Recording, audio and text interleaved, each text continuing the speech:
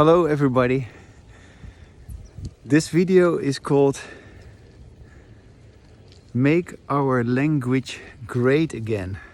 Yes, how about that? How can you make America great again if we don't make our language great again? That is something that we still have to get to. And if we are going to make America great again, we need to make our language great again. And so, yeah, there's a lot to be said about how to do that. Because if we do not listen to ourselves while we speak, how is our language supposed to be great? How is our language supposed to make America great again? We need embodied language to make America great again. And not only America, the whole world. And I'm sure that if Americans will begin to have embodied language, the world will follow. I'm convinced about that. And I'm so proud to be an American. I'm so proud to be here. As a person who was born in the Netherlands, I feel so fortunate that I am here in this country where there's freedom of speech and in which there's a constitution which has already put in place all these matters which are so aligned with the freedom of the individual, which is expressed by my embodied language. So yes, by all means, let's make our language great again. And let me just make some little remark here about that. Because when I say let's make our language great again, I simply mean that we have to stop our disembodied language, of course, our usual way of talking in which we do not listen to ourselves. We have to stop that, and we have to begin to have embodied language in which we listen to ourselves. So once our disembodied language has been stopped, embodied language becomes possible. And embodied language will happen, because embodied language will not happen, cannot happen, as long as disembodied language is going on. So it's very important to recognize that, when we have embodied language, we are not trying to have embodied language. We are not trying to make our language great again when we are having embodied language. Do you get that? When we are having embodied language, we're not trying to make our language great again, because our language is great in embodied language. Yeah? When we have embodied language, our language is great because we listen to ourselves. And it's a whole new way of dealing with language, of enjoying our language, and acquiring our own language. Yeah, embodied language is our own language, our own unique way of expressing ourselves, in which we feel completely and totally at ease with ourselves. That is embodied language. And there's nothing to improve when we have embodied language. There's nothing to achieve when we have embodied language. There's nothing to figure out, because everything is clear. Everything is wonderful in embodied language. And yes, we recognize the noise of disembodied language. Yeah, the noise which can be symbolized by these horrible leaf blowers, which make so much noise. Hello. These horrible leaf blowers who are now left behind because we are continuing with our embodied language. Yes. Yes. And it's a beautiful sunny day, and it's nice and warm outside. It's a little bit later in the day than I usually go on my bike, but today I have done some other stuff, and in a little while I'll be having a lovely lunch with my wife, but I'm just going for a short bike ride and also make this short video of this gorgeous day today. And this day on which I say, make our language great again. And we make our language great again, I repeat, we make our language great again by stopping, acknowledging also, of course. First we acknowledge it, and then we stop our disembodied language, and then we can have embodied language like this. Yes. Yeah. And embodied language is so enjoyable.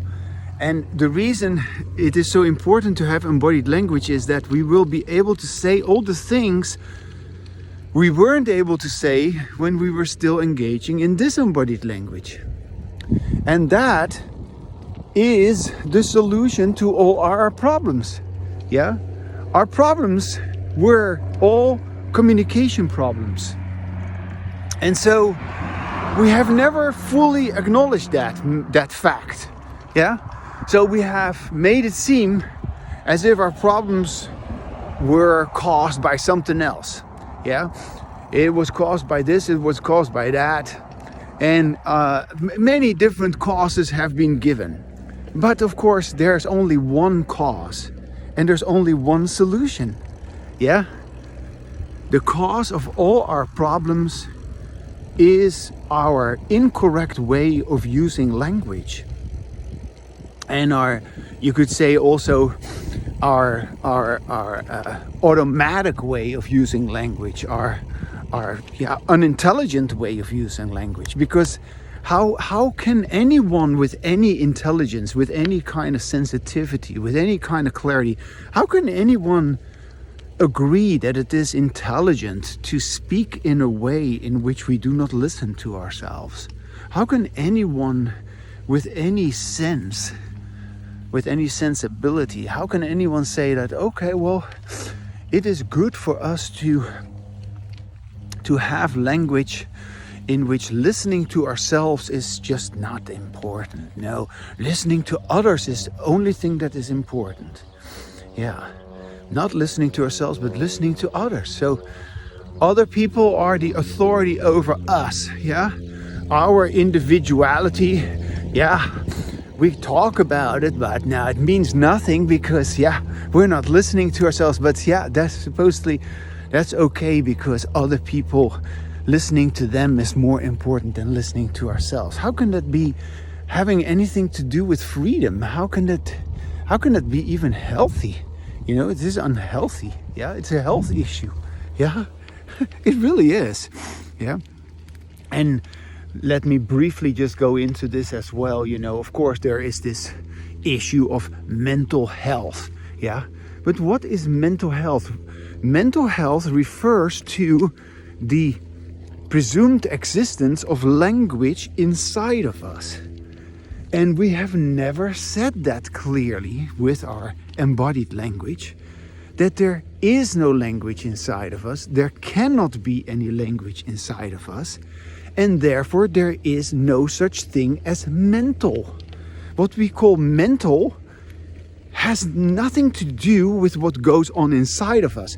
What we call mental is always having to do with our language. And language is not inner. Language is not inside of us. No, language is always expressed, overt. So, here you got it. So we're not talking about mental health, we're just talking about verbal health, basically, yeah? So if there is going to be, any improvement in the lives of people who are believed to are believed to suffer from mental health problems, if there's going to be any improvement in their lives, it is because they are going to stop their disembodied language and they're going to acquire their embodied language, and then everything will clear up. Everything will come together. Everything will begin to make sense, because the person who wasn't listening to him or herself is now listening to him or herself.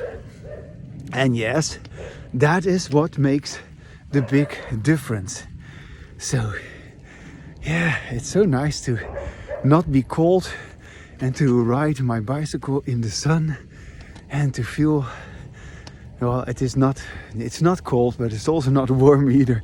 But it is nice, because in recent days I've been riding my bicycle for a couple of times in the early morning, and it was just so cold that I have to wear these gloves, and it's so cold. But now I just feel like, no, it's just perfect in the wonderful sun. The dogs, they hear me from behind the fences there, and they start barking to say hello to me. No, they don't. They say hello to each other. When one starts barking, the other starts barking as well.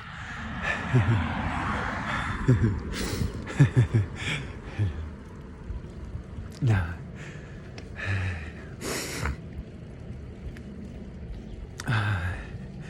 Yeah, I'm having 2 days off in a row, so today is another day off, and I feel so happy to be free. No, it's nice to not work also a day, and I like to also spend time like this. I can just do whatever I want, and I was listening to some stuff on TV, and I was making another video when I was at home, and now I'm having my bicycle ride and I make another video, and it is so nice to have my embodied language, and to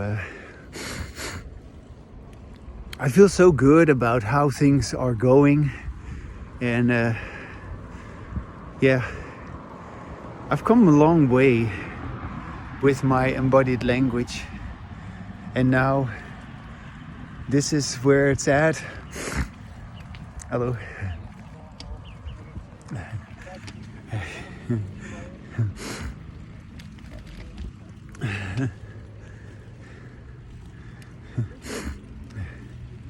It's nice to give myself compliments and to give myself all these credits, because I deserve it. I have accomplished all this that I'm talking about with you, and I feel very, very fortunate to have gone through all the things that I've gone through, which weren't always easy, you know. I mean, I've been through many trials and errors, but I'm very happy that it all went the way it did, because I truly am where I am, and yeah, that is so nice. and I will continue to be where I am. That's something so funny to say, that I will continue to be where I am. It's a nice title for this video. No, the video is called Make Our Language Great Again. Yeah, it's kind of like a version of Make America Great Again. No, this is about make our language great again. And once you have embodied language, there's nothing to improve anymore. So there's also no promise to be made about, well, I'm gonna stay where I am. You know, it doesn't matter. It's just useless. Language can align itself with us if we listen to ourselves like I do. And yeah, it is a wonderful thing. Once you've got it, and you just carry on with it wherever it takes you. and yeah, you kind of say like I kind of I wanna wake up with it, and I wanna go to bed with it. Oh, thank you. That is what I do. I'm already heading back, but it's like I said, you know, it's only a short bicycle ride today, and I'm already feeling a little hungry for lunch, and so pretty soon I'm gonna eat some nice lunch.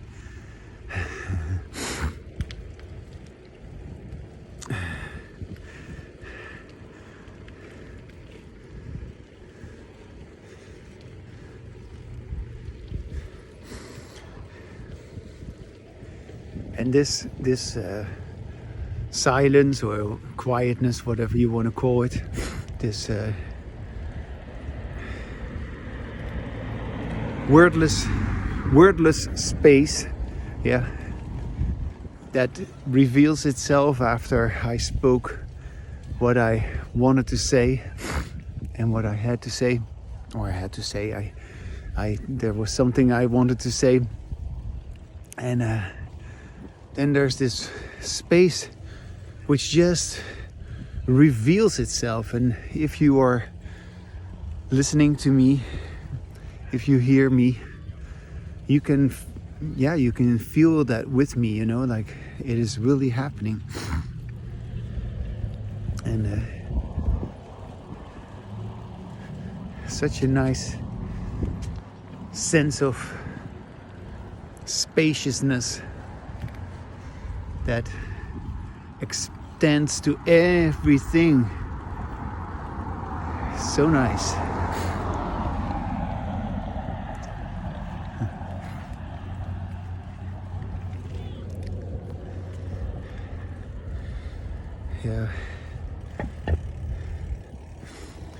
Yeah, for me it was really such a revelation back in the days, especially when I for the first time discovered my embodied language, that I could relax myself, that I could completely calm myself down, that I could completely regulate myself.